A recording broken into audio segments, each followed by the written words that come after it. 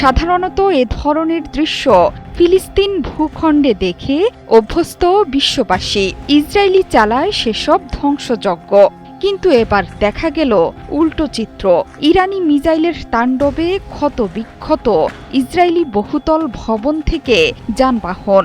শনিবার রাতে তেল আবিবের আকাশ জুড়ে ছিল শুধুই মিসাইল আর মিসাইল। যতই সময় গড়াচ্ছে ফুটে উঠছে তার ধ্বংসযজ্ঞের চিত্র। 2 দফা হামলার পর অপারেশন ট্রু প্রমিস 3-র অংশ হিসেবে তৃতীয় দফাতেও তেল আবিবে হামলা চালিয়েছে তেহরান।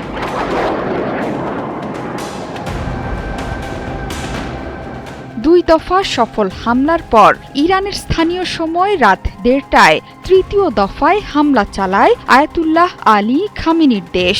সেই হামলায় তেল আবিব, অধিকৃত জেরুজালেম, আল কুদস, টাইবেরিয়াস হ্রদ, হাইফা, বেয়ারশেবা সহ বেশ কয়েকটি এলাকায় আঘাত হেনেছে।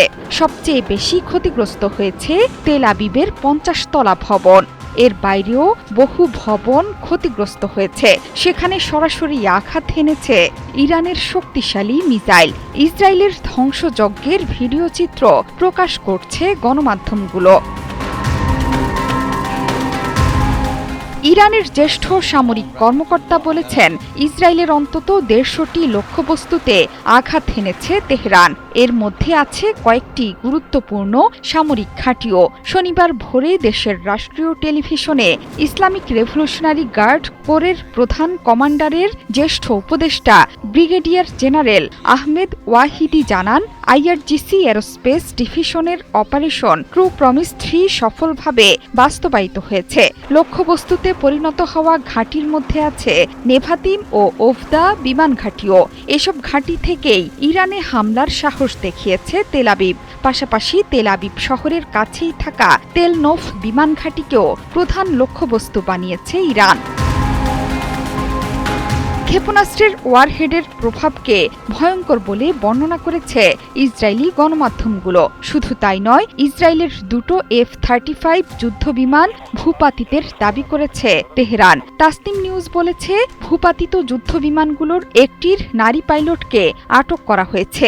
যদিও এই খবর অস্বীকার করেছে তেল আবিব।